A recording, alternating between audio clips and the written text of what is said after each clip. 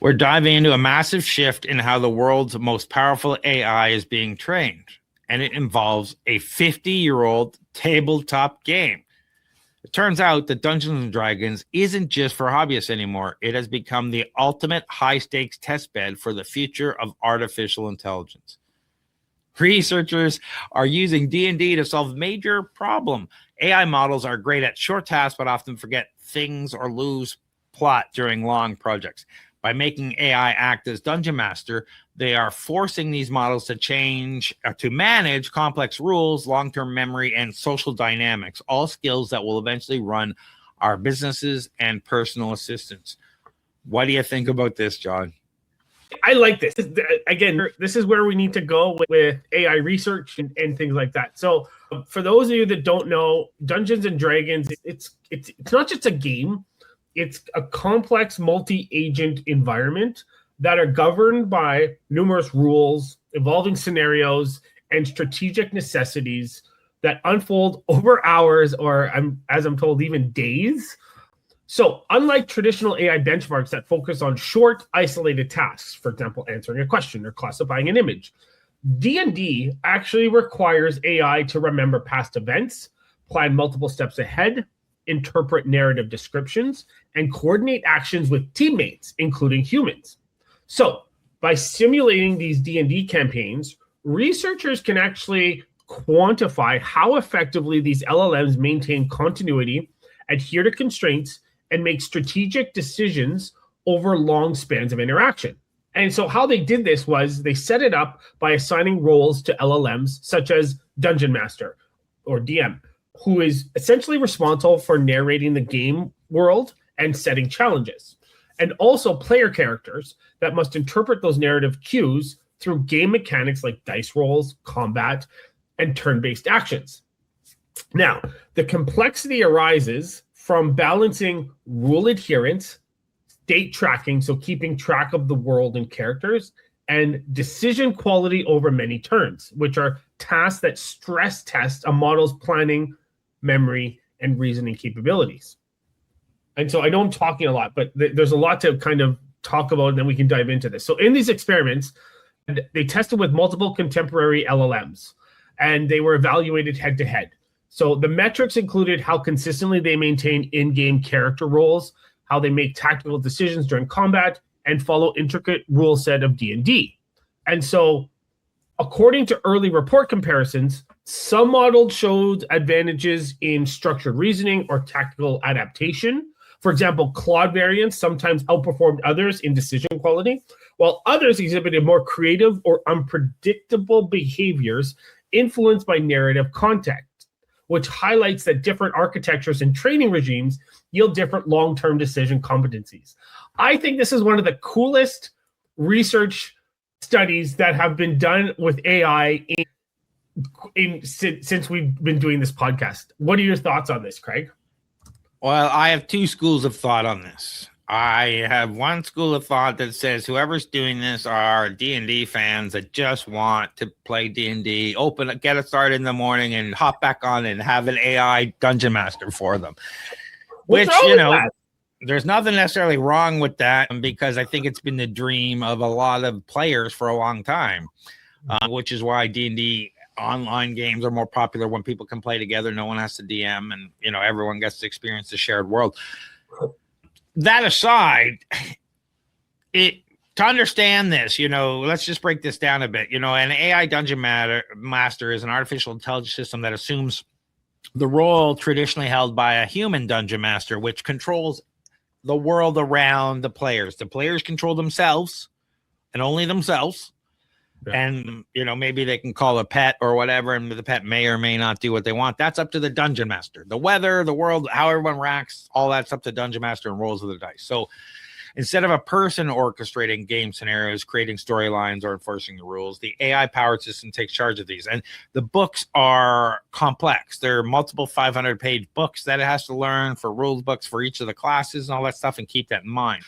And then Dungeon Master must generate compelling narratives that respond to player characters' choices, apply complex rule system constantly across many game sessions. So we talk about control the world, literally control the world. I know people who've been playing for years and years with the same characters over time, in this world.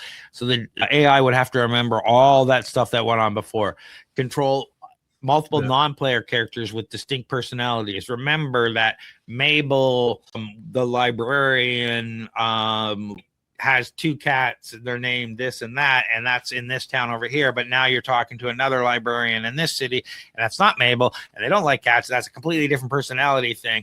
And the AI, understanding that will help it not hallucinate. Because traditionally it would say, oh yeah, well, the librarian's name is Mabel, and give you, because we have one. So it has to keep all of that in place and control all of those with separate personalities and names, track resources, locations, story threads over time, adapt to unexpected player decisions while maintaining story coherence. So it's really demanding. And then, like you said, the D&D AI agents, they make tactical decisions during combat, coordinate with other party members, maintain consistent character, their personalities, follow game rules for movement attacks, and all that kind of stuff. So it's very complex and interactive. I was talking to a friend of mine the other day, but I used to play back in high school, and the system has changed so much. It's way more complex now. Better, I guess, if you know it, but way more complex. So getting it to be able to do this is nothing but a good thing, because if it can keep all this together, then it can handle my conversation without losing the plot like it does. I don't know what token number it does. It's different for each of my chats and whatnot, but you get so far down and it just loses the plot every single time. And then it's really hard to get that information back into another conversation to start going again. And it's really hard to detect that it lost the plot and it won't get it back. If it can get this and have the AI keep that track, then now start applying this to things like Moltbot, where it knows everything you do in your history and all the stuff you have, and be able to plan multiple moves ahead, strategies, calling people. Oh, it can see that you've got a dentist appointment and that's going to be the weather. Maybe you want it automatically changes that for you because it looks like it's going to be a snowstorm a week from now. So it calls ahead. Like, there's 1,000 things you can do once it knows your preferences and starts to get to know you, and you put it in an agent situation like that. So I'm super excited about what it's doing here. And the fact that it is using D&D is a very fun nod. Yeah. So here's why I like this, why I think this is so cool and so critical, because it really addresses a gap in AI evaluation. Because most benchmarks focus on short tasks or isolated reasoning.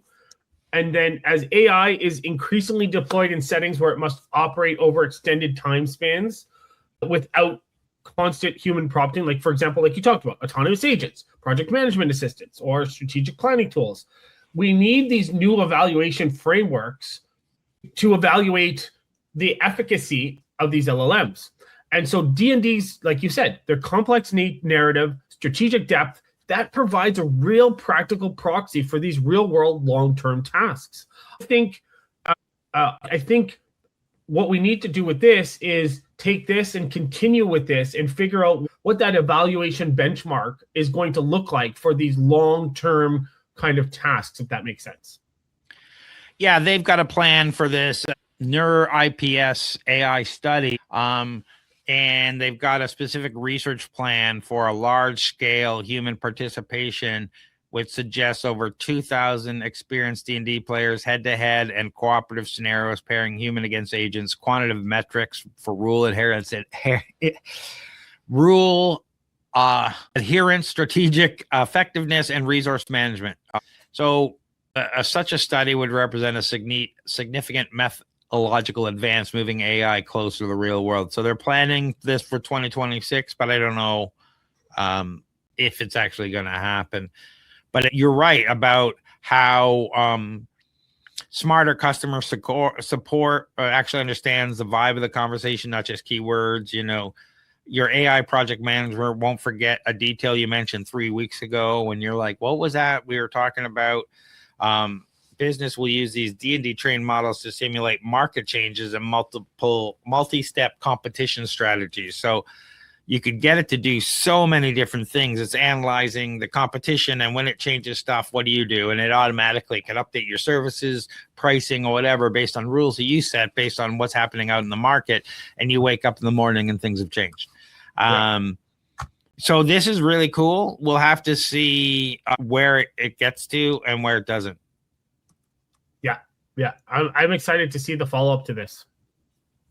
I'm excited to see the follow-up to this as well. And I'm waiting to see, the evolution of this, I guess, is a little bit more of what I'm looking for. Like it's very likely not a version 1 version, like not a next version will be an end all be all. It'll be like an alpha, beta, whenever we start to see this. And the single most significant impact here isn't about better games. It's about building an AI that can finally handle the complexity of the real world without losing focus. So what do you think? Would you trust an AI dungeon master to run your campaign or better at your business? Let me know in the comments and we'll keep watching the story closely. What do you got going on, John? This is the stuff that's going out in the next week or so. Yeah, so we've got some events at the Toronto Business Development Center. I'm doing some lunch and learns in person there. It's a great organization, great incubator. And then February, what date is the Startup Drinks, Craig? I closed that, so I'm not sure. February 19th, I believe. February 19th, but have a look at startupdrinks.com. startupdrinksto.com for that event and other events. If you need some help with government funding, SHRED, or any other grants, reach out to me on LinkedIn. But if you're interested in AI automation workflows or you need help with your business, what can they do, Craig? Well, we've got lots of stuff going on over at flowgrammar.ca where we help businesses implement AI and business automation so they can scale faster and more reliable, get more leads, grow faster.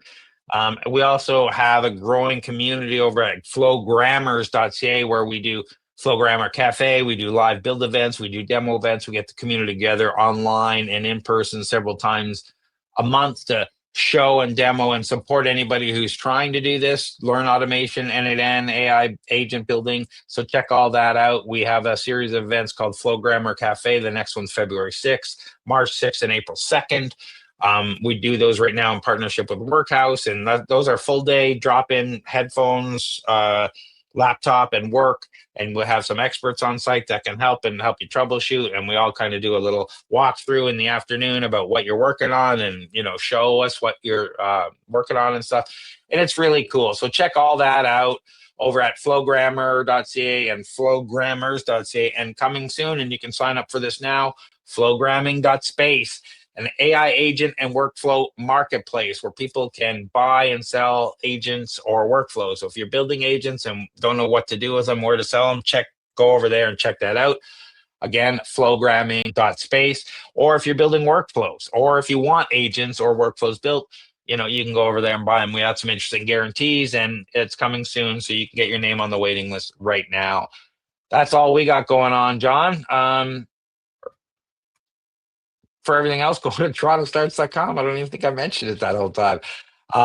Thanks everyone for watching. All the information about CES, and these interesting things. Any last words, John? No. Check out our next episode. We're going to be talking about the weird stuff at CES. So, all right, everyone. Thanks for watching.